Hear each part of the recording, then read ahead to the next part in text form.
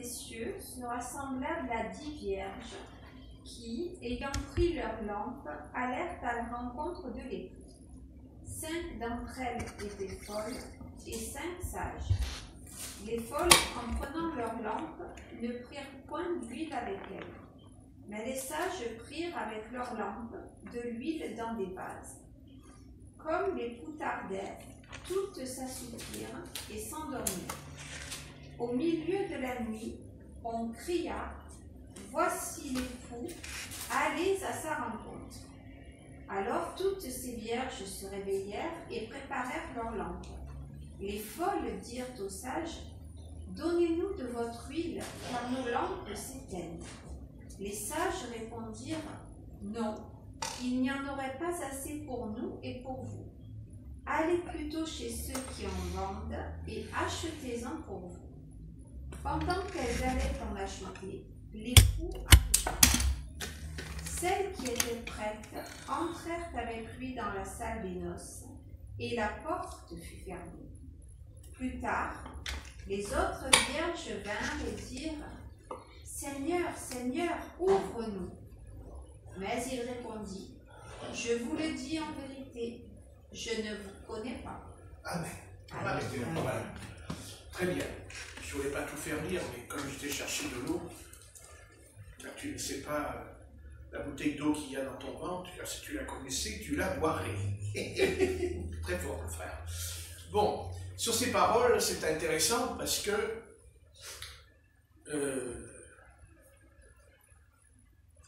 d'abord, on va essayer de retenir 3 ou 4 choses dans ce passage. C'est que le Seigneur, d'abord, c'est un discours qui s'appelle une parabole qui a été prêchée sur le mont des Oliviers, comme la parabole aussi de Matthieu 24, où il est parlé du serviteur fidèle et prudent.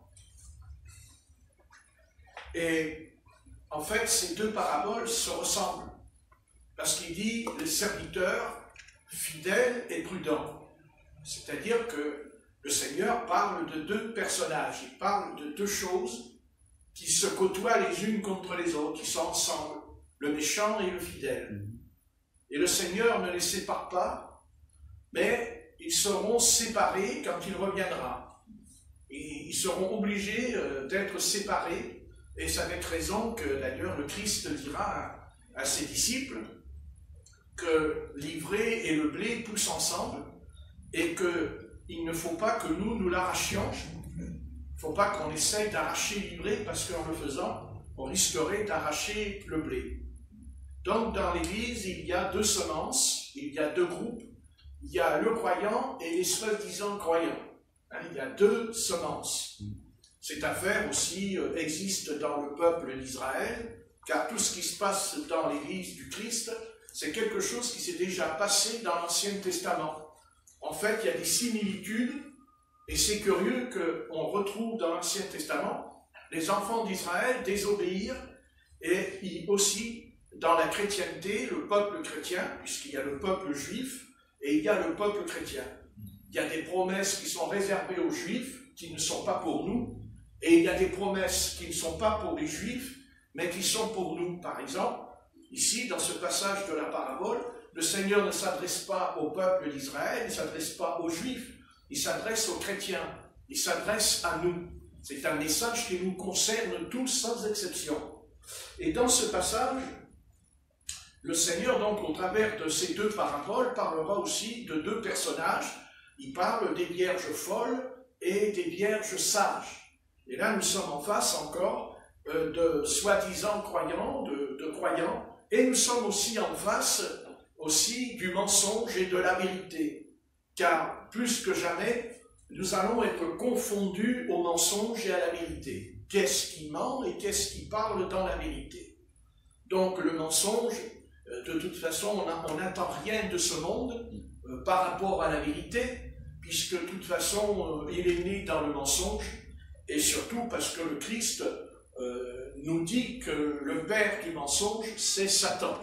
Donc quand on parle du mensonge, on ne parle pas seulement du mensonge, on parle que derrière le mensonge, il y a une force mauvaise, car le mensonge, c'est Qu'est-ce que c'est que le mensonge? Le mensonge, c'est une demi-vérité. Dans le mensonge, il y a une part de vérité, mais elle est déformée, elle est arrangée, parce qu'elle arrange l'homme.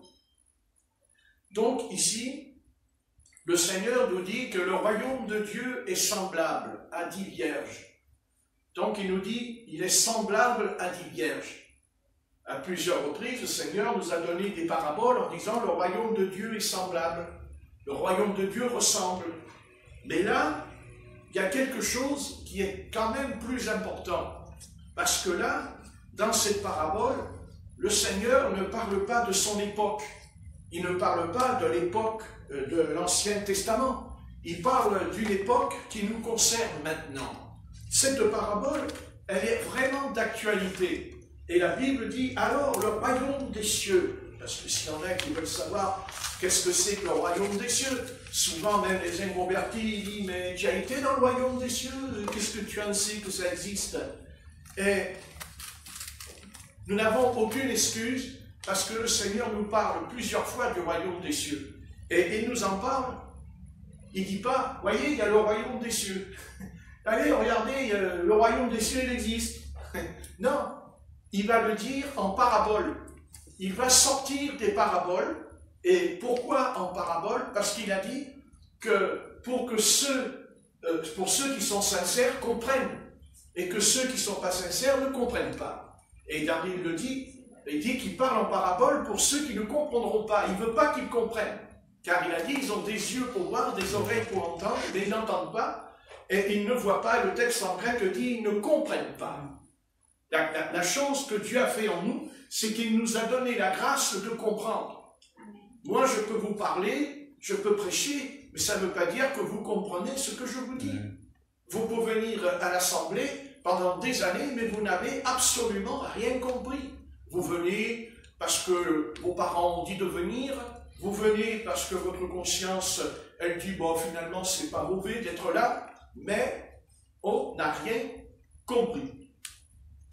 Heureusement qu'il y a le Seigneur Jésus sur le chemin d'Emmaüs qui leur expliqua l'écriture, car ils étaient très fervents, ces deux disciples. Ils ont même dit, mais tu n'as pas rencontré un prophète puissant en œuvre et en parole à Jérusalem. Et en fait, ce prophète, il était là, il était devant eux. Mais leurs yeux étaient fermés. Et Dieu a ouvert leurs yeux, non pas par un esprit mystique. Ils n'ont pas eu le feu qui est descendu du ciel, là, leur est tombé sur la figure comme au temps d'Élie pour qu'ils comprennent la parole. Non, c'est par l'écriture, c'est par la parole. Et j'insiste, je vous le dis, lisez votre Bible, c'est la Bible. Quand un croyant se lève le matin, quand on se lève le matin, et qu'on ne prend pas la Bible en premier, quand on ne saisit pas ce livre le matin, alors dans la journée, ça n'ira pas. Ça sera faux en nous. Et tout même notre prière ne sera pas vrai en nous. C'est la Bible, c'est la parole de l'Éternel. Parce qu'au commencement était la parole. Au commencement, la parole était avec Dieu et la parole était Dieu. Et c'est elle qui a dit que la lumière soit et la lumière fut. Donc, le Seigneur n'a pas seulement dit « lis la parole », mais il a dit « l'Esprit de Dieu planait au-dessus des eaux ». L'Esprit de Dieu planait. Et Dieu nous a donné deux choses dans notre vie. Il nous a donné la Bible, il nous a donné sa parole, mais en même temps, il nous baptise du Saint-Esprit. Il nous baptise même de la puissance du Saint-Esprit. Et même, il nous dit, des lampes de feu leur apparurent les uns sur les autres. Peut-être qu'on ne verra pas les lampes de feu, mais quand on parlera, nos mots, nos phrases, il y aura à l'intérieur du feu de la puissance. C'est-à-dire que les personnes qui écoutent, elles ne savent pas pourquoi, mais il y a quelque chose qui se passe en eux quand ils écoutent. Sorte comme une rassurance purifiée, parce que c'est la parole de Dieu qui est feu et esprit. Vous comprenez? Et bien sûr, si la parole c'est du feu, c'est lié aussi à la lampe. La lampe qui est la lumière dedans. Vous comprenez? Donc ces lampes, ces 10 vierges, eh bien c'est nous. Nous sommes, nous, semblables à ces 10 vierges. Maintenant, c'est de savoir si on est 5 sages ou si on est 5 folles. Tout dépend du problème. Donc, quand on continue, alors, le royaume des cieux sera, il dit pas, est, il dit sera, pas qu'il est, sera. Sera, c'est futur. Hein, sera, c'est le futur. Sera, c'est-à-dire que 3000 ans plus tard, cette prophétie est en train de s'accomplir dans notre vie. Et je vais vous dire pourquoi. Parce qu'il est dit, qui ayant pris leur lampe, allèrent à la rencontre de l'époux. Allèrent à la rencontre de l'époux. Et en fait, c'est ça l'enlèvement. C'est est-ce que nous sommes prêts à aller à la rencontre du Seigneur? Pas seulement quand il va revenir, mais demain matin, quand vous allez sortir de votre lit, vous allez prendre votre Bible et vous allez prier. Pas parce que c'est une théologie, pas parce que c'est une forme, pas parce que c'est pas une tactique. C'est pas comme une aiguille de réveil qui tourne. Non. Je vais à la rencontre du Seigneur, comme le peuple d'Israël dans le désert du Sinaï. Dieu conduisit Israël dans le désert du Sinaï, mais Dieu construisit un tabernacle, pas seulement un tabernacle. À l'époque, il était fait de peau de dauphin, le tabernacle. Ce n'était pas en pierre encore, c'était une toile, vous comprenez? Mais Dieu dit, convoque l'assemblée d'Israël, et dit, l'Éternel alla à la rencontre d'Israël. L'Éternel est venu vers Israël, comme Dieu est venu dans le désert, et il est venu vers Moïse, il est venu vers lui. Ce n'est pas Moïse qui a été vers l'Éternel. Non, c'est Dieu. Il a fait brûler un buisson, tout en feu. Et Moïse a dit, qu'est-ce que c'est que ça? Il s'est approché, et là, bien sûr, c'était pas le buisson qui brûle comme un buisson normal. On n'a jamais vu dans un buisson une voix qui vous parle. Dieu parlait au travers de l'ânesse, gloire à son nom, mais il parlait au travers aussi d'un buisson, il parlait au travers de la nature qu'il a créée. Dieu fait ce qu'il veut, Dieu il fait ce qu'il veut, il fait ce qu'il veut. Il n'a pas besoin de notre théologie intellectuelle, il n'a rien à faire de nos histoires, de Dieu qu'on explique que Dieu c'est ceci, Dieu c'est cela. C'est pour ça que le monde ne peut pas venir à Dieu, parce que chacun il apporte sa sauce. Et alors, ils ne comprennent rien, les inconvertis. Ils disent, il a dit ça, lui, il a dit ça. Vous allez dans une église catholique romaine, vous entendez la voix de Dieu. Après, vous allez dans l'église protestante, vous entendez la voix de Dieu. Mais c'est jamais la même explication. Les uns vous disent, si tu n'écoutes pas ce que je te dis, tu es perdu. Tu vas dans une autre église, ils disent, si tu n'écoutes pas, tu es perdu. Et à la fin, eh bien, il dit, bah, je reste dans le monde. Je reste dans le monde, puisque de toute façon, voilà. Mais c'est pas ça. C'est pas ça. Ce que nous voulons, nous, ici, ce n'est pas que les gens viennent dans notre religion. Nous, on ne veut pas qu'ils viennent ici pour devenir religieux, pas plus pour qu'ils deviennent ce que nous sommes, puisque nous n'est pas parfait, donc ils ne le seraient pas non plus en nous imitant. Ce que nous voulons, c'est qu'ils rencontrent le Seigneur. Amen, amen. Et le point de l'enlèvement, c'est quoi finalement? C'est, on va à la rencontre du Seigneur. Et le Seigneur va venir à notre rencontre. Donc on pourrait sortir un verbe qui s'appelle « sortir ». Voilà. Et c'est ce que dira Paul aux Corinthiens. Sortez du milieu d'elle. Sortez du milieu de Babylone. Comment voulez-vous aller vers Dieu si d'abord on ne sort pas du monde? Si on ne quitte pas le monde? Tant qu'on va flirter avec ce monde, c'est qu'on n'est pas sorti. Le Christ le dira lui-même. Il dira, je ne suis pas de ce monde. Mais il était dans le monde quand même. Mais il a dit, je ne suis pas. Le Seigneur n'a pas dit qu'on va quitter, on ne veut plus être dans le monde. Non, on est dans ce monde. Mais on n'est pas de ce monde. Parce que nous ne nous conformons pas au siècle présent, ni dans notre caractère, ni dans nos paroles, ni dans nos habits. Ni dans nos habits. Amen. Amen. Ni dans nos habits. Et Dieu, d'ailleurs, quand il parle de santé aujourd'hui, la santé sanitaire, mais vous savez, je vais vous dire, ils n'ont qu'à lire un livre qui est dans la Bible, le livre des Lévitiques. Et là, il vous parlera de ce que c'est que la santé. Même Jésus-Christ, quand il est venu, il a guéri les lépreux, mais il a dit, va voir le sacrificateur et fais ce que la loi t'a prescrit. Jésus-Christ a guéri le lépreux, mais il n'a jamais été contre la loi de Moïse. Au contraire, il a dit, va et fais ce que la loi de Moïse a dit. Amen. Amen. Amen. Vous voyez ce que je veux dire? Je veux dire par là que le Christ n'a jamais voulu détacher le peuple de Dieu de la loi de Moïse. Dieu n'a jamais rejeté la loi de Moïse. Dieu n'a jamais dit qu'il n'y a plus la loi de Moïse. À ce moment-là, s'il n'y a plus la loi de Moïse, à ce moment-là, on peut commettre des centaines d'adultères tous les jours. N'est-ce pas? Puisqu'il dit, tu ne commettras point d'adultère. Bon. C'est comme ça. C'est tout. C'est la loi. Et Dieu n'a pas aboli la loi. Il a accompli la loi. Amen. Voilà. Maintenant, ça ne veut pas dire qu'on ne peut pas être un adultère. De toute façon, on l'est déjà par les mots. On l'est déjà par le langage. Puisque c'est parlé de l'adultère spirituel du temps de Jérémie, d'Ézéchiel. Ben oui, c'est clair. Il n'y a pas besoin de tourner en rond. Il n'y a pas que l'adultère physique. Il y a l'adultère spirituel dans l'Écriture. C'est certain. C'est certain. Vous comprenez?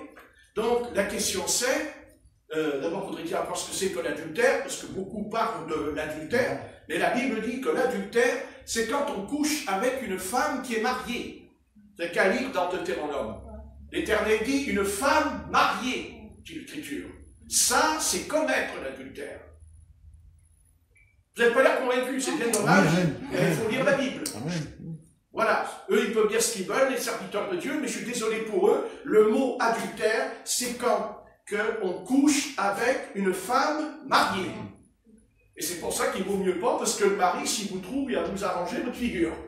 Croyez-moi. Oui, parce qu'il y a la jalousie dans le cœur. Oui. Après, c'est vrai, il y a la fornication. Il y a l'impudicité. Il y a l'impureté. Vous comprenez? Mais ça n'a rien à voir avec l'adultère. L'adultère, c'est quand un homme va aller vers une femme qui est mariée et qu'il fait l'amour avec elle en cachette, voyez? Et après, c'est grave, parce que après l'autre, il retourne, parce que si cet homme, il est marié, qu'est-ce qu'il fait? Vous vous rendez compte? Vous imaginez un peu le travail? C'est énorme. Donc, les choses sont claires. Le Seigneur, de toute façon, est contre l'adultère. Le Seigneur est contre le mensonge. Car il dit, tu ne mentiras point, tu ne voleras point, tu ne voleras point, tu ne mentiras point, tu liras point de faux témoignages contre ton prochain. Parce qu'il ne faut pas s'arrêter uniquement sur un commandement. Il faut dire les 10 commandements. Et Jésus est venu accomplir. Jésus, il ne dit pas, si tu ne fais pas, tu vas être puni. Non, il dit, je suis venu pour accomplir. C'est-à-dire, pour crucifier en nous la chair. Parce que si Christ ne crucifie pas, nous recommencerons. Ben, c'est logique. Amen. Si les Juifs n'ont pas pu obéir à la loi, c'est pas nous qui allons obéir à la loi. Hein. Alors, allez compte, c'est plus fort que les Juifs. Alors. Non, non, non. Paul, il dit, en Christ, il n'y a ni Juif et ni Grec. Nous avons tous la même nature. Voilà, souvent les Juifs ils disent, ah mais nous on est une race à part. Si vous étiez une race à part, pourquoi vous n'avez pas obéi à la parole de l'Éternel? Pourquoi vous n'avez pas obéi? Pourquoi quand vous sortez d'Égypte, vous vous êtes révolté contre l'Éternel? Et puis, vous n'êtes pas contenté de vous révolter contre l'Éternel? Vous vouliez déjà faire mourir Moïse? Vous vouliez déjà le tuer? Alors que on tuait vos bébés en Égypte, on les jetait dans le Nil. Et maintenant, vous dites, on va tuer Moïse. Vous savez le pire ennemi, on dit c'est Satan. Oh non, le pire, je parle. Je n'ai pas dit que ce n'est pas l'ennemi, j'ai dit le pire. C'est ma nature. C'est, comme dit Paul, le moi, l'épître aux Romains. Voilà, c'est notre ennemi. Notre ennemi, c'est nous-mêmes. Nous sommes nous-mêmes un ennemi. Puisqu'on se fait du mal tout seul. C'est pas vrai? Oui. Et sûr que c'est vrai. Puis si c'est pas vrai, ça ne change rien, c'est vrai quand même. Donc j'en reviens à la parabole des 10 vierges. Le Seigneur nous dit d'abord qu'il y a 2 groupes, et en même temps il dit qu'il faut sortir. Eh oui, il faut sortir. Et j'insiste là-dessus. Il faut sortir. Parce que si on ne sort pas, on ne sera pas enlevé. C'est ça, il dit, à la rencontre. Je ne peux pas aller à la rencontre du Seigneur si je suis dans le monde. Comment voulez-vous que je sorte? Et on verra que je sors avant. Autrement, il n'y aurait pas les vierges sages et les vierges folles. C'est pas possible. S'il y a ça, c'est que, ça veut dire quoi? Ça veut dire que les vierges folles, elles sont sorties. Elles ne sortent pas quand le Seigneur revienne. Elles sont déjà sorties. Eh oui. Et les autres, non. Non, elles ne sont pas sorties. Et pourquoi elles ne sont pas sorties? Ah, pourquoi? Mais parce qu'elles n'ont pas mis d'huile dans la lampe. C'est-à-dire, elles n'ont pas pris toute la parole. Elles n'ont pas pris toute la doctrine apostolique. Je parle de la fin des temps. Dieu ne tiendra pas compte. Dieu ne tiendra pas compte de l'épouse du temps de la réforme. Parce qu'ils n'avaient pas reçu la révélation, toute la lumière. Mais après, il y a eu John Wesley qui est venu. Il apportera une révélation. Nul ne verra le Seigneur sans la sanctification. Ça veut dire que les chrétiens du temps de Luther, il y a une épouse du temps de Luther. Elle ira, même si elle n'est pas baptisée au nom de Jésus-Christ, même si elle n'a pas encore reçu le baptême du Saint-Esprit avec le don du parler en langue. Mais du moment que dans cet âge-là, ils ont écouté, cru en la parole, c'est-à-dire ils sont sortis de l'Église catholique romaine pour croire que le juste n'est pas sauvé par les œuvres, mais par la foi. Ça, c'était la lumière de cet âge. Après, il y a eu un autre âge.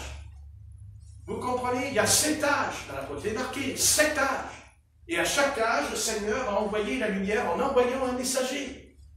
Il dit, l'ange dit à l'Église. C'est le messager. L'ange, mais il y a aussi Dieu. Quand il envoie un ange, il prend aussi un homme sur la terre.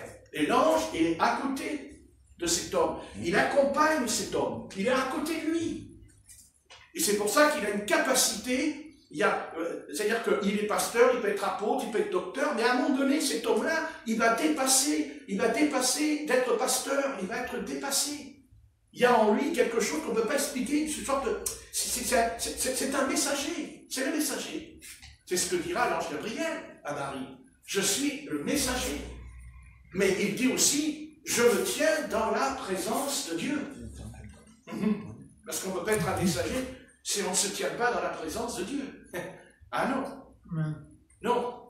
Le Seigneur dira à Marie et à Aaron, vous avez parlé mal contre mon prophète, mais l'Éternel lui dira, l'Éternel dira à Marie et à Aaron, oui, mais attention, lui, il a une représentation du Seigneur. Il a dit, il me voit, dit l'Éternel, dans Deutéronome, vous lirez. Lui, il me voit, je lui parle de bouche à bouche, de œil à œil. Et vous venez juger mon serviteur. Et alors, pour juger, il faudrait déjà faire ce qu'il fait lui.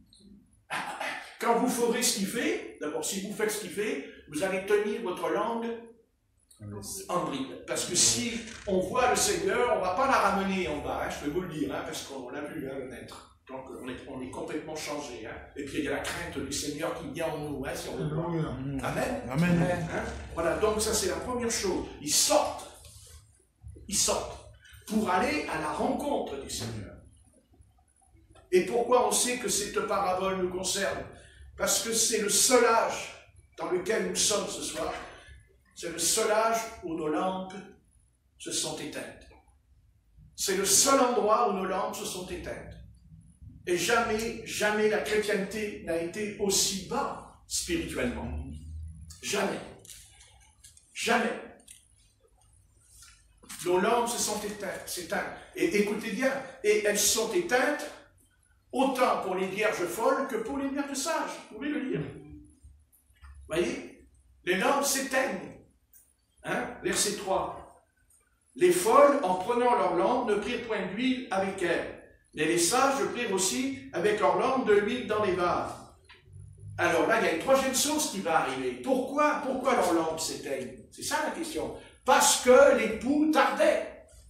Regardez. Verset 5. Comme l'époux tardait. Comme l'époux tardait. Et ça nous concerne vraiment. Et c'est pour ça que c'est impossible que le Seigneur ne revienne pas maintenant. Il va venir. Alléluia. Il n'y a pas de doute. Il va venir. Et puis, il a envoyé d'autres signes. C'est dans Matthieu au chapitre 24. Il nous parlera d'autres signes. Ne perdez pas le passage là. Prenez Matthieu 24. On va lire Matthieu 24.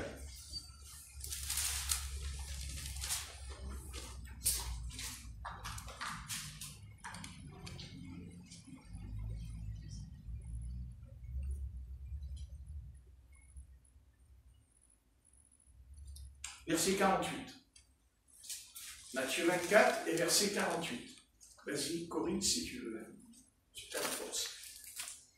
Mon maître tarde à venir. Je dis à partir de là, parce que moi j'ai... C'est bon, c'est ça, 48? Oui.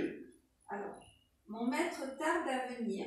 S'il se met à battre ses compagnons, s'il mange et boit avec les ivrognes, le maître de ce serviteur viendra le jour où il ne s'y attend pas et à l'heure qu'il ne connaît pas. Amen. Donc, qu'est-ce qu'il dit là? Ça rejoint ce que dit la parabole des 10 vierges. Le maître tarda, mais ce serviteur, il a un problème en lui. Et son problème, c'est quoi? Il dit, mon maître tarde à venir. À venir. Hein? Il dit, mon maître tarde à venir. Donc ça rejoint la parabole des 10 vierges.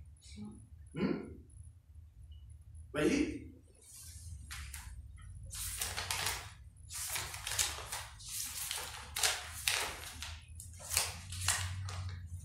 Nous savons que dans l'Exode, quand Moïse est sur la montagne du Sinaï, il dit qu'à un moment donné, le peuple d'Israël a dit, Moïse tardait à descendre de la montagne. On a déjà vu.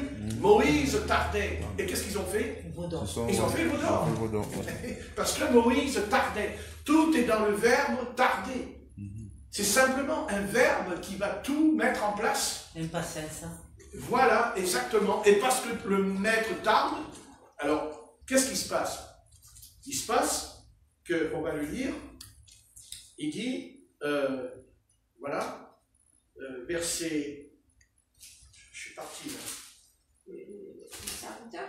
Oui, verset. Il se met à battre ses compagnons. Non, mais c'est quel verset? Ah, c'est 48, 49. Ah, c'est ça, c'est Matthieu 24, d'accord.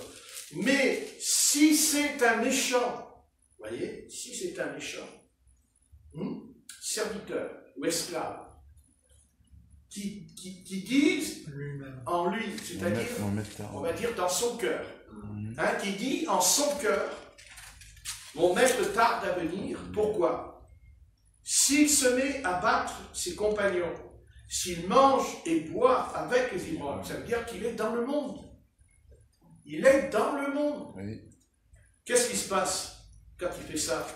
Le maître de ce serviteur viendra le jour où il ne s'y attend pas et à l'heure qu'il ne connaît pas. Donc, ce méchant serviteur, ben c'est qui? Eh bien, ce sont les vierges folles. Mais oui, c'est les vierges folles. Et c'est pour ça que, quand le Seigneur reviendra, la porte est fermée. Elle est fermée parce qu'ils étaient dans le monde, mais ils vont aussi sortir. Parce qu'ils vont s'en aller. Donc, ils vont sortir de cette condition mauvaise pour aller voir les marchands qui vendent de l'huile, c'est-à-dire les prédicateurs qui auront le ministère. Le ministère, quand ils prient, le Saint-Esprit descend. Vous comprenez ce que je veux dire? Ils n'ont pas été enlevés parce qu'ils ne sont pas sortis. Parce qu'ils étaient dans le monde, mais tout en étant croyants. C'est-à-dire, ils avaient un pied dans l'Église et un pied dans le monde. On rejoint ce que dit Élie à Israël, devant les prophètes de Baal. Ô Israël, jusqu'à quand tu cocheras des 2 pieds? Il ne dit pas 2 pieds. Vous voyez encore le chiffre 2, 2. Vous voyez? Même les pieds, vous voyez? Il y a un pied qui est spirituel, et puis il y en a un autre qui n'est pas spirituel. Donc, ça ne peut pas aller. On ne peut pas avoir les deux en même temps. C'est l'un ou l'autre. C'est un choix. C'est un choix. Et comme vous le savez, la vie est faite de choix de toute façon. C'est un choix. Et même quand on se marie, on fait un choix.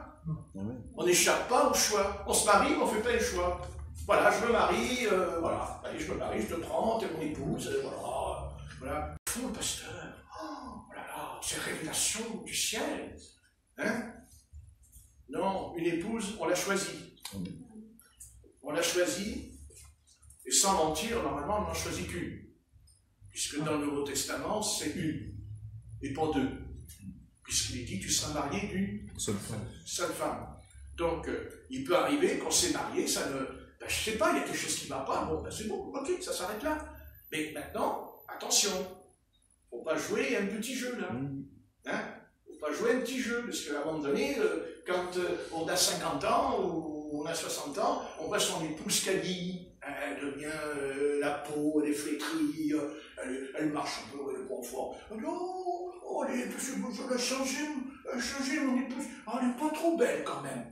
Hein? Après, il envoie une autre, voilà, elle est jolie, elle est belle, elle a la police, brillante. Elle dit, oh oui, vous voyez. Ça ne fonctionne pas comme ça. Mais non, heureusement. En tout cas, il ne faut pas dans le peuple de Dieu. Donc, à un moment donné, il n'est pas dit qu'il ne peut pas y avoir des problèmes. On ne sait pas ce qui se passe dans un couple. Vous savez, un couple parfait, d'abord, ça n'existe pas. Ça, c'est comme ça. Mais en même temps, il peut y avoir on ne sait pas, il y a des choses qu'on ne peut pas comprendre. Voilà, c'est tout. Mais je n'ai jamais prêché qu'on peut avoir 36 femmes dans sa vie. N'est-ce pas? Ça, c'est pas ma nature, ce n'est pas... Non, ça, c'est pas vrai. Voilà. Maintenant, il peut y avoir des choses qu'on ne comprend pas. Mais je tiens à vous dire, je sais ce que je fais, je sais où je vais. Encore heureux. Parce que si je ne sais pas où je vais, là, ici, je ne sais pas où je vais non plus. Hein. Ça, c'est clair. Donc, il y a des choses qu'on ne peut pas tout expliquer. Mais ça ne change rien. Comment expliquer? Le péché restera le péché. Moi, j'ai toujours dit, le péché, c'est le péché. Et je n'ai jamais enseigné le contraire. Voilà. Donc, je suis convaincu qu'on doit être marié d'une seule épouse. Je n'ai jamais dit qu'on peut avoir 36 épouses. Pas plus qu'on peut en avoir 3 ou 4 ou 6 ou 7 dans le paysage. Je dis simplement, on en a une. Mais quand on l'a, on l'a choisi. On choisit. On est conscient, on sait ce qu'on fait. Autrement, si on ne sait pas ce qu'on fait, il faut aller en psychiatrie. À ce moment-là, il faut se faire soigner. À ce moment-là, on fait un vaccin aussi. C'est intéressant, ça. Un petit vaccin, vous savez, pour remettre les idées en place. Donc, je vous dis, on est marié à une seule épouse. Voilà, c'est comme ça. Maintenant, on peut être marié sur un papier. Mais ça ne veut rien dire. On peut remplir un papier, ça ne veut rien dire. Vous pouvez signer tous les papiers que vous voulez, c'est pas ça. Le mariage, ce n'est pas ça. De toute façon, ce n'est pas ça. Non. Le mariage, dans un couple chrétien, d'abord, il doit être d'une relation spirituelle. Il faut qu'il y ait une communion spirituelle. Et s'il n'y a pas cette communion spirituelle, de toute façon, déjà, le drame, il n'est pas loin, il va se jouer tôt ou tard. Donc, on commence d'abord par le spirituel. C'est une relation de Christ par la parole en nous. C'est-à-dire, c'est deux êtres qui sont unis par la parole pour aller à la rencontre du Seigneur. Pour être avec lui. Pour penser comme lui, pour agir comme lui. Vous comprenez? Et s'il n'y a pas ça, il faut arrêter tout de suite. Pourquoi? Parce qu'il y aura un deuxième drame. Puisqu'il y en a déjà un. Donc il ne faut pas recommencer la même erreur. Donc on peut commettre une erreur parce qu'on n'a pas l'expérience. Mais une fois qu'on a vécu une expérience, il ne faut pas recommencer la deuxième fois. Il faut bien réfléchir et de dire attention, attention, fais attention, sois prudent. Parce que vous savez, comme dit le proverbe, quand c'est tout neuf, c'est tout beau, et puis après, au bout de quelques années, on prend un autre virage. Donc il ne faut pas prendre un mauvais virage, il faut prendre vraiment la ligne convenablement. C'est important. C'est important. C'est important. L'épouse dans la Bible, c'est un couple entre l'époux et le Christ. Amen. Et le mariage, c'est une question d'époux et d'épouse qui ont la même pensée, le même esprit à l'intérieur. Autrement, il n'y a pas de couple. Il n'y a pas de couple. Après, il peut y avoir des couples, mais c'est physique. C'est physique, c'est charnel. Vous comprenez? Mais ça peut même marcher. Des fois, vous savez, quand il y a bien le charnel, ça marche très bien. Il ne faut pas croire. Hein. Des fois, ça fonctionne vraiment bien. Après, le jour où le charnel s'arrête, là, ça ne fonctionne plus par contre. Hein. Chacun il fait sa petite direction. Vous voyez? Parce que vous comprenez, l'autre il te dit, ouais, mais d'accord, moi, ça ne me satisfait plus parce que vous savez, l'homme, il a réellement son péché au fond de lui. Hein. Je parle par rapport à la femme. Vous voyez? Mais quand c'est vraiment du Seigneur, non. Non. Non, c'est pas vrai, c'est pas vrai, c'est pas vrai. Voilà, quand c'est l'Esprit de Dieu, tout va être correct et fait correctement. Et tout se fera correctement. Et tout se fera dans la lignée biblique. Amen. Amen. Dans la lignée biblique. Parce que moi, je suis biblique. La Bible. Ce qui veut dire que ça ne veut pas dire qu'on ne va pas commettre des erreurs. Je n'ai pas dit qu'on ne va pas faire des erreurs. Si on n'en faisait pas des erreurs, qu'est-ce qu'on fait sur la terre alors? C'est pas la peine. On est sur la terre justement parce qu'on va faire des erreurs, mais ces erreurs vont nous servir d'expérience pour nous apprendre les leçons de la vie. Parce que la vie est une leçon. Et tous les jours, nous avons des leçons à recevoir. Alors, restons bien dans la parole, restez bien dans l'écriture et sachez que mon esprit n'a jamais, jamais sorti de ce livre. Point à la ligne. Amen. Point à la ligne. Et quoi qu'on pense, non. C'est tout. Maintenant, je n'ai pas dit qu'il n'y a pas des faiblesses humaines. Il y a des faiblesses humaines en nous. C'est pas la peine de se voiler la face. Nous sommes des êtres humains. Mais, de toute façon, on ne peut pas aller en dehors de ce livre. On doit rester dans le livre. Amen. Amen. Amen. Rester dans l'écriture. Et ne pas en sortir et de rester dedans. Et si on reste dedans, ben ça veut dire qu'on n'est pas sorti pour aller ailleurs. C'est un peu comme les brebis. Quand le Christ dira que quand il a trouvé une brebis, il la met sur ses épaules, il la met dans l'enclos, il la fait rentrer dans la bergerie, il va la soigner, tout, il va la bénir. Et puis après, il lui dira, tu peux y aller. Mais avant, il faut qu'elle soit soignée, il faut qu'elle soit guérie. Et seul le Seigneur sait comment nous guérir. Amen. Parce que dans la vie, il y a eu aussi des blessures, il y a eu on a pu être blessé dans la vie. Eh oui. Et une blessure qui n'est pas soignée, une plaie qui n'est pas refermée peut s'ouvrir. Donc le Seigneur, il sait ce qu'il fait. Il n'y a pas de problème. Il sait ce qu'il fait. Je le répéterai sans cesse, Dieu sait ce qu'il fait. Et Dieu ne se trompe jamais. Amen. Jamais. Dieu ne se trompe jamais. Et Dieu ne te trompera jamais. Non.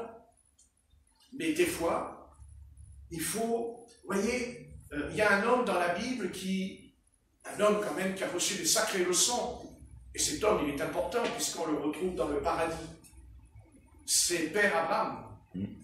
C'est le Père Abraham. Abraham a reçu des leçons. Et je vous signale que ces leçons, il l'a reçues au travers de deux femmes. Sarah et Agar. Oui ou non? Amen. Ah, vous voyez, et pourtant, Dieu autorisait la polygamie. Mais Dieu lui a montré quand même que ça n'allait pas avec Agar. Et même Dieu lui a donné un fils. Parce qu'il n'est pas venu par hasard. Ismaël, excusez-moi, c'est pas Abraham qui a fait venir Ismaël. C'est l'Éternel, il a permis, c'est tout. Et même il a béni Israël, puisqu'il lui a dit, il y a 12 princes qui sortira. C'est écrit dans l'Ancien Testament. On parle toujours d'Israël, mais il faut aussi parler d'Ismaël. L'Éternel n'a jamais rejeté Ismaël, je suis désolé. Non, c'est pas... Oui. Il a dit qu'il était avec lui, avec l'enfant depuis le début. Voilà, exactement. Donc il n'était pas contre Ismaël. Non. L'Éternel n'a jamais rejeté le monde arabe. Dieu n'a jamais rejeté les Arabes. Jamais. Et de toute façon, tôt ou tard, ils viendront.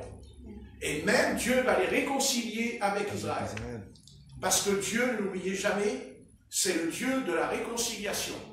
Et même dans le Nouveau Testament, il nous est parlé du ministère de la réconciliation. Dieu réconcilie.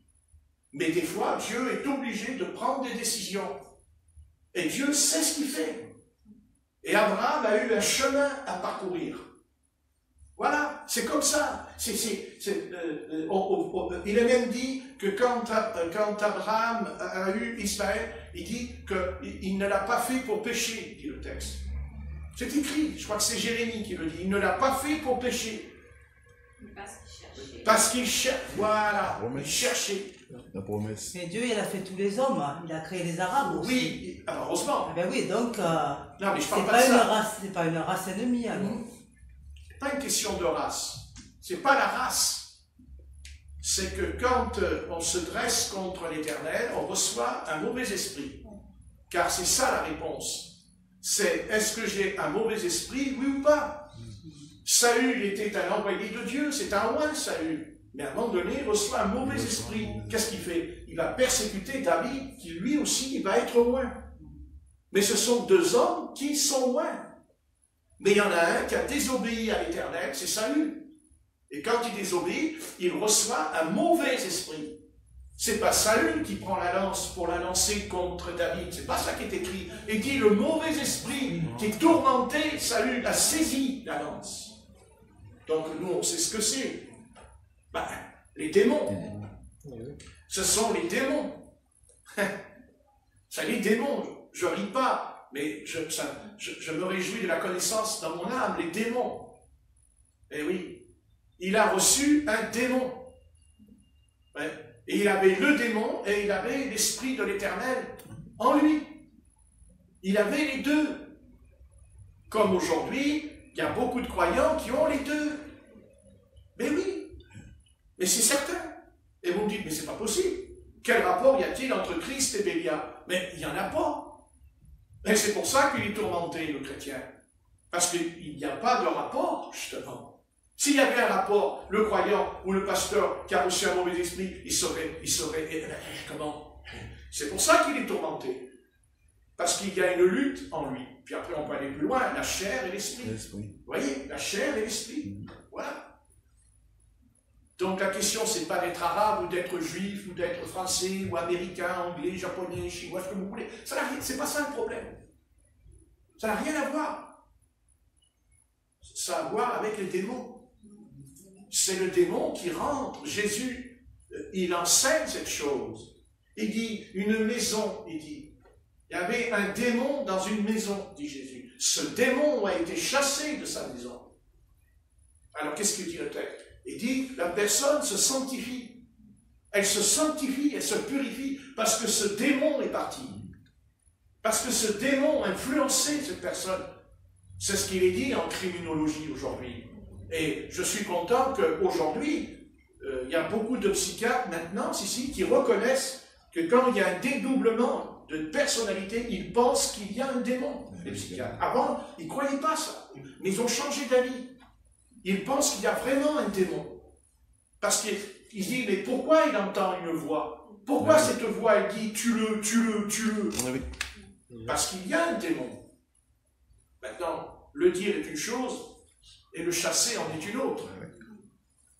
Donc, notre corps est une maison. Notre corps, c'est un temple, dit l'apôtre Paul. Et il y a des démons qui veulent entrer dans le temple. Et même, il y a, je suis désolé, je ne peux pas faire autrement, il y a aussi les démons de maladie. Parfaitement. Pas toutes les maladies. Il ne faut pas dire que toutes les maladies, ce sont des démons. Pas du tout. Mais il y a certaines maladies qui sont démoniaques. Elles le sont. Elles ont un pouvoir démoniaque. Les démons, ils tournent autour. Ou ils rôdent autour. Ils rôdent autour. Mais de toute façon,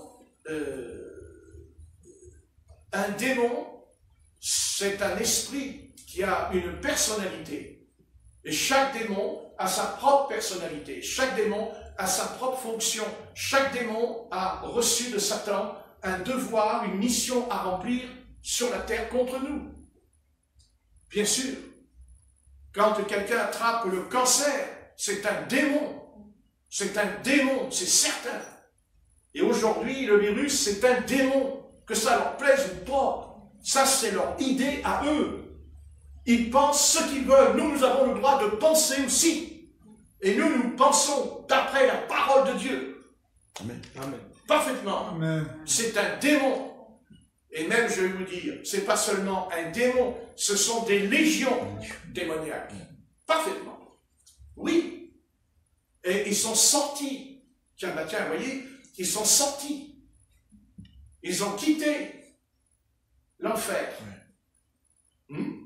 Et ils ne sont pas descendus, ils sont sortis de la terre. Du sol, ils sont sortis. Il y a une porte qui s'est ouverte. Oui, bien-aimé. Si, elle s'est ouverte. Elle s'est ouverte. l'année dernière, en 2020, elle s'est ouverte. Et où elle s'est ouverte? En Chine. Et pourquoi en Chine? Parce que ce sont des antichrists. Parce qu'ils sont contre le Christ. Et parce qu'aussi ils tuent nos frères et nos sœurs en Jésus-Christ. Et même si les nations ne veulent pas le dire, ce sont des lâches. Et ils vont être punis encore plus que la Chine. Parce qu'ils font des marchands avec eux, ils marchandent avec eux, sachant qu'il y a des êtres humains qui sont dans des camps aujourd'hui, qui travaillent 15 heures par jour et qui sont frappés, corrigés parfaitement. Et ils ne le font pas qu'aux chrétiens, ils le font aussi à beaucoup d'Arabes. Car il y a beaucoup d'Arabes aujourd'hui qui sont dans les camps en Chine, torturés. Si, c'est vrai. Voilà. Et c'est pour ça qu'il est venu, le virus. Il est venu de là. Tout à l'heure, ils l'ont dit. Ils ont dit qu'ils ont envoyé les experts en Chine. La Chine, pendant 1 an, elle a tout fait pour pas qu'ils viennent. Ils ont mis que des bâtons pour pas qu'ils viennent. Si. Et maintenant qu'ils sont là, eh bien, ils ne veulent pas leur donner les documents. Ils ne veulent pas leur donner. Pourquoi? Si tu n'as rien fait, tu donnes les documents. Si tu n'es pas coupable, tu ouvres la porte. Et pourquoi ils ne veulent pas? Parce qu'ils savent ce qui s'est passé. Mais nous savons autre chose. Nous savons très bien pourquoi. On sait pourquoi c'est la Chine. Pourquoi? Parce qu'il faudrait que j'ai peur. Pourquoi je dois avoir peur de la Chine quand je parle et qu'on m'en filme? Pourquoi j'aurais peur? Est-ce qu'eux, ils ont eu peur? Est-ce qu'eux, ils ont fait attention? Est-ce qu'ils ont pris compte de ce qui se passe? Non. Mais quand on a commis une faute, on la reconnaît. Et on l'avoue. On la reconnaît. Et c'est pour ça qu'ils ont voulu supprimer le président des États-Unis. Ils l'ont supprimé à cause de ça. Parce qu'ils ont compris que ce président-là qui s'en va, eh bien, lui, il voulait savoir la vérité. Et même, il a dit que si c'est la vérité, il va les punir, il a dit. Et c'est là que les nations, ils ont eu peur. Ils ont peur de Donald Trump. Ils ont peur. Parce qu'il aurait déclenché une guerre mondiale. Si, le Seigneur me l'a dit dans mon cœur tout à l'heure. Il me l'a dit, mais tu n'as pas compris. Si jamais il reste, il va déclencher une guerre mondiale, cet homme. Il va faire une guerre mondiale. Parce que c'est un homme qui est tout entier. C'est pas un hypocrite. Il va droit au but. Et quand ils ont vu qu'il allait droit au but, c'est pour ça que l'autre, il est copain avec la Chine. Vous voyez, il n'y a pas de hasard. Pourquoi il est ami? Mais parce que lui, il ne va pas faire la guerre mondiale. Il ne va pas déclencher un conflit mondial à cause du virus. Vous voyez? Mais bien sûr que c'est ça. C'est certain. Je sais que c'est ça. Oui, c'est tout. Voilà. Mais ça se passe dans le ciel. Les esprits. Ces choses-là. Bien sûr. N'est-ce pas? Bande d'hypocrites et de lâches. Hein? Il n'y en a pas un qui a le courage de dire la vérité. Il n'y en a pas un. Hein? Eh bien, moi, je leur dis, pourquoi vous n'allez pas là-bas? Pourquoi vous n'allez pas en Chine, là-bas, commencer à dire la vérité? Vous allez voir. Avant même que vous montez dans l'avion, vous allez disparaître rapidement. N'est-ce pas? Et ils n'ont pas qui va le faire, ils l'ont déjà fait. Et tous ceux qu'on ne sait pas. N'est-ce pas? Bien sûr, bien sûr. Il ne faut rien dire, mais eux, ils font le mal à outrance, mais il ne faut rien dire. Il ne faut rien dire, il faut se voiler le visage, et puis il ne faut rien dire. C'est comme si il y a quelqu'un dans votre famille qui tue quelqu'un, mais vous le savez, mais vous ne voulez rien dire. Et l'autre, il est criminel, il continue à être en liberté. Vous voyez? Parce qu'on a peur. Mais si c'était que ça, mais ne croyez pas qu'ils vont s'arrêter là. Parce que s'ils en sont venus là, c'est qu'il y a autre chose qui viendra, que le vouliez ou non. Pourquoi? Parce qu'on n'a rien dit. Parce que c'est comme dans une famille, quand vous avez un enfant qui ne veut pas vous obéir, si vous ne lui dites rien, il est capable de vous assassiner un jour. Si, oui. Parfaitement. Parfaitement. Sachez que le mal, si tu ne l'enlèves pas, eh ben, il va se développer. C'est comme ça, et ce n'est pas autrement. Voilà, il y a le mal. Il y a le mal. Et il ne faut pas le dire, il faut l'arrêter. Il faut arrêter le mal. Et pour ça, il faut être courageux. Il faut être fort. Il faut vraiment cette force dedans, à l'intérieur. Être capable déjà de dénoncer déjà. Et croyez-moi, si vous le faites, vous allez voir, ils vont vous sortir des trucs. Ils vont vous sortir des phrases qui n'existent même pas aujourd'hui. Et ils vont vous sortir tout un truc, vous savez, c'est vous qui êtes le criminel. C'est vous qui êtes le fou. Ouais. Mais on peut leur répondre, nous, chrétiens, parce que nous sommes des chrétiens comme nos chrétiens, frères et sœurs en Chine, qui sont dans des camps de concentration, n'est-ce pas? Oui, mais nous, on peut leur dire, vous savez, on a l'habitude. Vous savez, on a l'habitude. Notre Bible, elle nous dit, ce que vous appelez ténèbres et lumière, est-ce qu'est lumière et ténèbres? Et ça, vous savez très bien le faire. Mais vous voyez, ce n'est même pas contre eux que j'en veux. Moi, j'en veux à tous ces gouvernements qui trafiquent avec. C'est-à-dire qu'ils sont ensemble et ils savent qu'il y a des hommes et des femmes, ils savent qu'il y a des enfants qui sont là, dans les camps, et qui souffrent. Ils le savent. Et par intérêt, on ferme les yeux. Seulement, vous voyez, la pandémie, elle est là pour ouvrir les yeux aussi. Parce que, vous voyez, Dieu, il est juste. Parce que Dieu, il est capable d'avoir envoyé ça, justement, parce que Dieu, il dit, mes enfants, mon peuple en Chine, qui est dans les camps de concentration, ne vous inquiétez pas, c'est vrai que vous souffrez, mais vous allez voir, moi, ce que je vais leur faire souffrir. Vous savez, à un moment donné, il faut arrêter. Il faut que ça s'arrête. Il faut que les choses se mettent en place. Et ça viendra. Ça viendra. Vous verrez. Ça viendra. Amen. Parce que Dieu, d'abord Dieu, il est vivant. Amen. Il est juste. Amen. Et de toute façon, tout se paye dans la vie. Rien n'est gratuit. Donc à un moment donné, vous verrez que ça va tomber, et alors ça va tomber.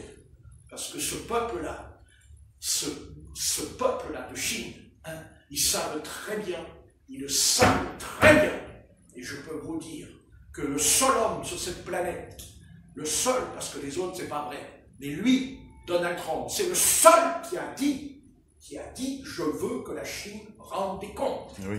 C'est vrai ou pas? Oui. Malgré ses défauts. Je n'ai pas dit qu'il n'a pas de défauts.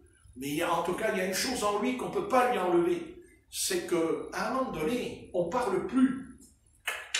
On agit. Et ça, aujourd'hui, ça ne plaît pas à la société.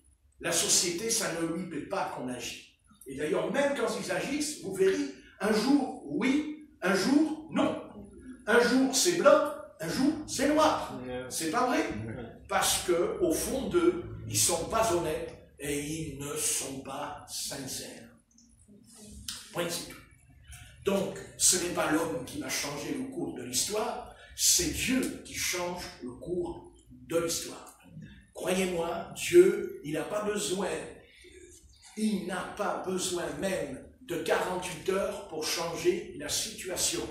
Il n'a besoin que de quelques minutes pour renverser la situation. Et il l'a fait dans l'Ancien Testament, quand il y a eu Belshazzar qui a bu dans les coupes de l'Éternel, n'est-ce pas? La Bible dit qu'en une nuit, l'Éternel est venu, il a renversé le royaume de Babylone, et Dieu a envoyé un homme qui s'appelle le roi Darius. Et il y a eu aussi le roi Cyrus, qui dit, mon serviteur Cyrus, que j'ai oint. N'est-ce pas? Et pourtant, il n'était pas dans la loi de Moïse. Donc ça veut dire que Dieu fait ce qu'il veut. Et Dieu, il fait ce qu'il veut. Alors là-dessus, je suis convaincu jusqu'à la moelle de mes os. J'en ai quand même, hein, la moelle des os. Mais en attendant, Dieu fera... Non, mais vous verrez. Vous savez, Dieu, je ne le connais pas beaucoup, mais je le connais un petit peu. Et en plus, je suis quand même un être, et ça, je suis désolé pour ceux qui ne veulent pas me croire, moi, l'Éternel, je l'ai entendu. Moi, j'ai entendu l'Éternel. Eh oui, je l'ai entendu, je connais la voix de l'Éternel. Je peux vous garantir que quand elle retentit, c'est comme ça que je ne peux pas vous expliquer.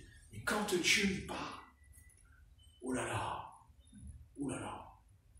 Et je sais que de toute façon, l'Éternel est bon. Je sais que l'Éternel est bon. Dieu, c'est un être, il est quel amour. Mais je sais aussi qu'il a un côté qui peut être terrible.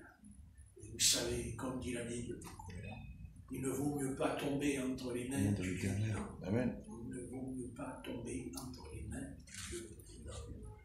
Parce que vous voyez, Dieu, c'est un être, il est patient, il est énorme. Dieu, c'est quoi Dieu? Dieu, vous regardez les montagnes, c'est lui. Vous regardez les oiseaux, c'est lui. Vous regardez le ciel quand il est bleu, c'est lui. Ah oui, c'est lui. Ah oui, c'est ce Dieu-là que nous adorons. C'est ce Dieu-là, merveilleux, extraordinaire, mais en même temps, c'est que Dieu nous dit dans la Genèse, chapitre 5, chapitre 6, Dieu a vu que la pensée des cœurs des hommes était de jour en jour de plus en plus méchante et de plus en plus mauvais. Et Dieu a dit, c'est terminé, c'est terminé, on arrête. Et là, il a commencé à tomber des gouttes d'eau par terre. Au début, ils ont dit, ah, c'est bien, il y a de l'eau, tiens, je vais prendre ma gamelle, ça va me remplir, là, je pourrais faire la vaisselle avec, je pourrais laver mon linge, j'ai plus besoin d'aller à la rivière, je vais mettre une bassine, il y a l'eau qui va tomber là dans mon jardin. Oh, bon, mais Noé, tu sais pas ce que tu dis, regarde, c'est formidable, n'est-ce pas, c'est extraordinaire, regarde, c'est formidable, oh, je peux laver mon linge maintenant, j'ai plus besoin d'aller au fleuve là-bas.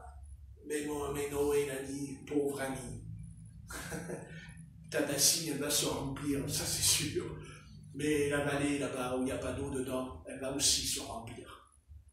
Et à un moment donné, les montagnes ont disparu, dit la Bible, avec les hommes. Avec les hommes. Mais Dieu aussi, dans son amour, quand il dit, Dieu a vu que toutes les pensées de leur cœur étaient mauvaises, mais après il est écrit, mais Noé trouva grâce aux yeux de l'Éternel. Amen. Pourquoi? Parce que son cœur était bon au fond de lui. Et Dieu, il n'a pas fait mourir Noé. Et au contraire. Et Dieu, vous savez, il est tellement énorme, Dieu.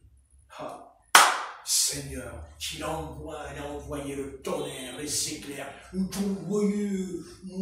dit bien que l'eau est sortie d'en dessous, pareil. Hein?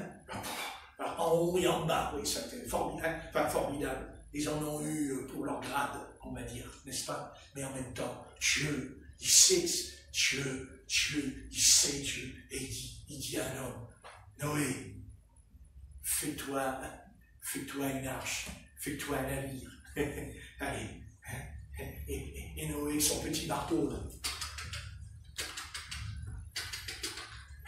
Les hommes qui passaient, ils le regardaient, ils disaient, complètement marteau, ce type là, oui, le marteau, il est complètement fou, mais qu'est-ce qu'il fait? Un clou, le lundi, un clou, le mardi, un clou, peut-être 2 ans après, il construit son bateau. Oh, il est joli son bateau, il est joli le bateau, t'as vu? Alors, cette bande de païens disaient à leurs enfants, mais regarde, et les petits enfants ils tapaient les mains, oh le fou, oh le fou, oh le fou. Hein? Vous croyez pas? Mais si, oh c'est certain. Comme aujourd'hui, qu'est-ce que vous croyez? Poussez un petit peu la Bible avec les païens, ils vont vous dire, mais ça va le cerveau là? Oui. Non? Oui. Tant que vous ne parlez pas, je vous dis, ah mais Dieu est vivant, il n'y a pas de mal de dire ça, mais appuyez qu'il ne faut plus aller dans le péché, qu'il faut marcher là à 100% avec le Seigneur. Vous allez voir, hein? Vous savez ce qu'ils vont vous dire? Il faut qu'il aille voir un psychiatre. Voilà. Et puis si le gouvernement il dit au psychiatre, quand tu rencontres ce genre de personne, tu vas l'interner tout de suite, tu me l'enfermes. Parce qu'après, il va me contaminer les jeunes à l'école, les enfants, tu comprends? Hein? Ce serait bien lundi matin que les enfants ils vont à l'école, d'un seul coup ils arrivent en classe, ils ouvrent leur cartable, et puis ils disent « Maîtresse, on a la Bible !» Oh, ils téléphonent à l'académie. Ça se passerait dans tous les lycées, dans toutes les écoles, à la même heure, le même jour. « Oh, maîtresse, on a la Bible !» La panique. La panique. Un nouveau livre. Parce que ça, ils n'en veulent pas de ça. Ils n'en veulent pas de ça. Eh bien, à l'époque de Noé, c'était pareil. C'est exactement le même esprit. Et pourquoi ils étaient dans cet état? Parce qu'il est dit que toutes leurs pensées étaient contre lui. C'est pas ça aujourd'hui, peut-être? Eh oui. Voilà. Alors peut-être que Dieu nous enverra pas un déluge. Peut-être que Dieu nous enverra pas le feu. Peut-être que Dieu nous a envoyé autre chose. Non? À votre avis? Tout à l'heure, il y a un docteur, il a dit, moi j'ai jamais vu ça, qu'il y ait un virus universel. Il a dit, moi j'ai jamais vu ça. Il a dit que c'est la première fois dans l'histoire humaine qu'on a vu un truc comme ça, universel. Mais quand c'est universel, ça veut dire quoi quand c'est universel? À votre avis? Qu'est-ce qui a créé l'univers? Seigneur. Et c'est le Seigneur qui a créé l'univers. Donc peut-être, préparons-nous. J'espère, parce que je suis un être humain, pas au pire. Mais attention, que peut-être, ça peut être la fin. J'ai dit la fin de la race de l'homme qui est méchant. Mais il y aura un reste. Attention, il faut bien écouter. Mais il y aura un reste qui sera sauvé, qui sera épargné, à moins qu'il change de comportement et d'attitude. Mais de toute façon, Dieu ne peut pas continuer. Dieu ne peut pas continuer dans... Non, Dieu ne peut pas continuer. Et ça, il faut que ça rentre bien en nous. Que Dieu ne peut pas continuer à cette affaire. Voilà, c'est comme ça. Je sais que c'est douloureux à entendre, mais ça ne peut pas continuer. Parce que si ça continue, si admettons ça continue ou ça repart, ça voudrait dire que là nous avons un problème biblique, un problème prophétique. Nous avons un problème à l'égard du Créateur, de tout ce qu'il est, de tout ce qu'il dit, de tout ce qu'il représente dans ce livre. Mais il n'y en a pas de problème. Il n'y en a pas de problème. Parce que à chaque fois qu'il nous est parlé de calamité, de malheur qui tombe sur l'univers, Dieu ne se trompe jamais. Amen.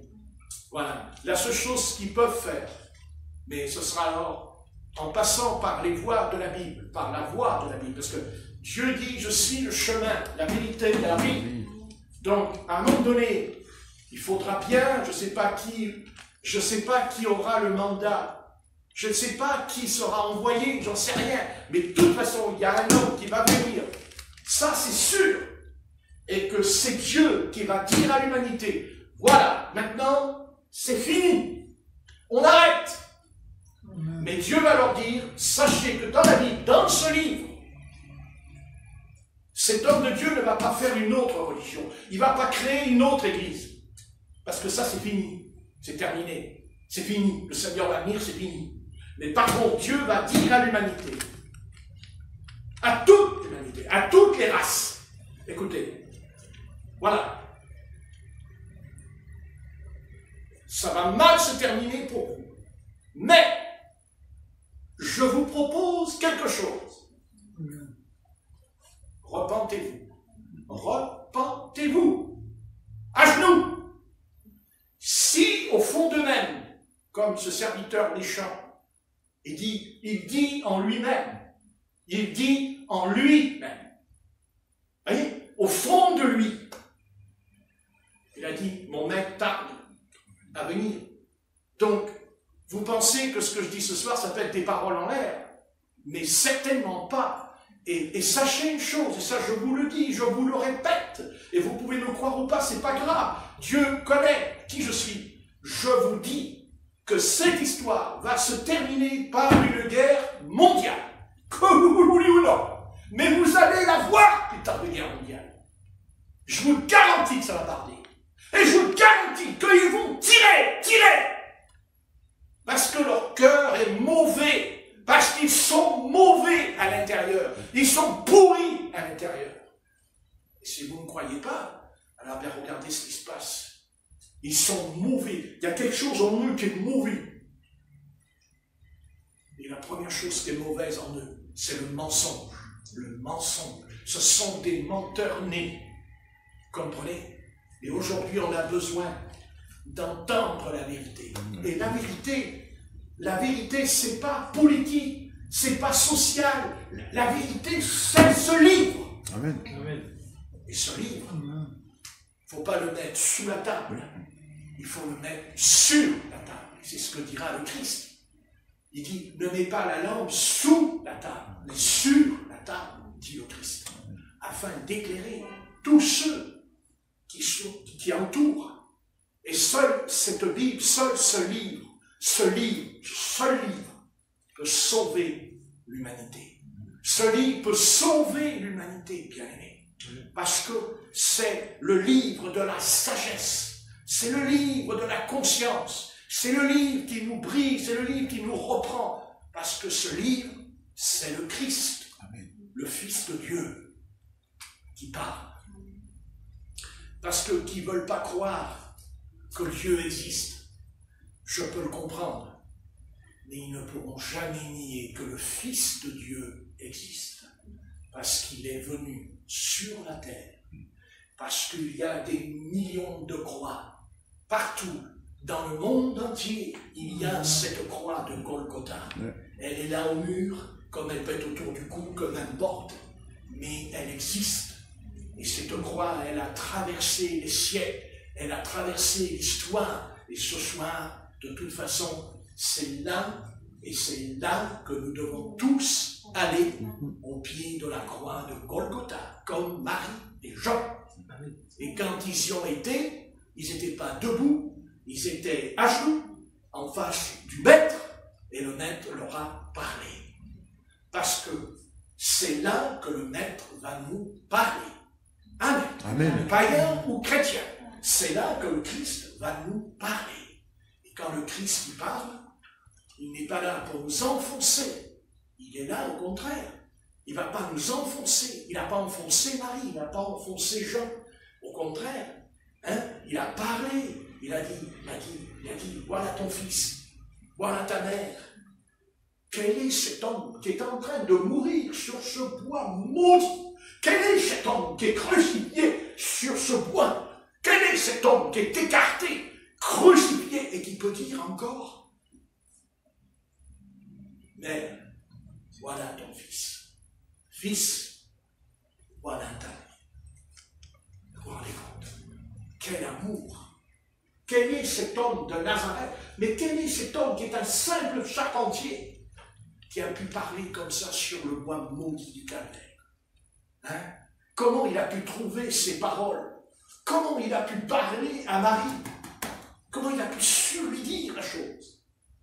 C'est un être extraordinaire. Parce que vous voyez, le maître, combien quand il dit « Mère, voilà ton fils », combien il l'a compris au fond de lui, que Marie, qui l'a élevé, qui l'a eu dans son sein, n'est-ce pas? Eh bien, au fond de lui, il s'est dit, je ne vais pas m'en aller et laisser, je ne vais pas la laisser tomber. Et là, il a su faire les choses. Vous voyez? Il a su parce que quand il a pris Jean, il savait que ce Jean-là n'était pas comme les autres apôtres. Parce que ça, il ne l'a pas dit à l'apôtre Pierre. Non. Il l'a dit uniquement à l'apôtre Jean. Et il n'avait que 17 ans, ce garçon. 17 ans. Mais c'est lui, dans la chambre haute, qui a pris sa tête et qui l'a posée sur la poitrine du Seigneur. Il a mis sa tête. Il a dit, Seigneur, je t'aime. Seigneur, je t'aime. Alléluia. Et lui, il a compris, le Christ, que Jean était capable d'aimer Marie, de l'aimer, d'avoir cet amour pour elle, et elle aussi, elle avait besoin de ce garçon en elle. Et elle a compris, puisqu'on la retrouvera dans la chambre haute avec les apôtres, pour prier, pour recevoir l'Esprit, n'est-ce pas? Mais elle avait quand même besoin, malgré le baptême du Saint-Esprit, elle a eu besoin de ce petit garçon. Comme à nous. Le Seigneur peut nous propulser dans les choses de Dieu, c'est vrai, et même peut-être avoir entendu des choses, et ça ne suffit pas. À un moment donné, il y a un petit quelque chose là que l'homme, il y a quelque chose qu'on ne peut pas expliquer. N'est-ce pas? Et je comprends bien quand l'Éternel, quand il dit que Dieu a donné une femme à l'homme, parce qu'il dit c'est une aide. Amen. Amen. Hein, c'est une aide. Voyez, il y a un petit quelque chose là qui était. C'est Dieu. Parce que si on veut réfléchir, les savants, ils pourraient dire, mais qu'est-ce que tu racontes? Voilà ton fils, ta mère. Sur le plan biologique, quel rapport ça a à voir? Il n'y en a pas. Il n'y en a pas. Mais Dieu, il va au-delà du raisonnement humain. Il va plus loin, vous comprenez? Alors, ne vous inquiétez pas, restez bien dans la paix. Et laissez. Et je termine, parce que c'est l'heure, mais écoutez bien. Vous sortez de cette pièce, et je vous en supplie, s'il vous plaît. Si vous voulez me faire un cadeau pour mon anniversaire, je ne dis pas non. Mais le meilleur cadeau que vous pouvez me faire, n'attendez pas que je sois né le 29 janvier 1953, mais faites-le. Prenez votre Bible le matin en vous levant. Et s'il vous plaît, priez un petit moment avec le Seigneur. Et vous verrez que ça, c'est le plus beau cadeau, le plus grand cadeau que vous allez faire à Dieu, mais aussi aux serviteurs de Dieu. Allez, c'est la meilleure chose. Ne cherchez plus, ça ne sert à rien.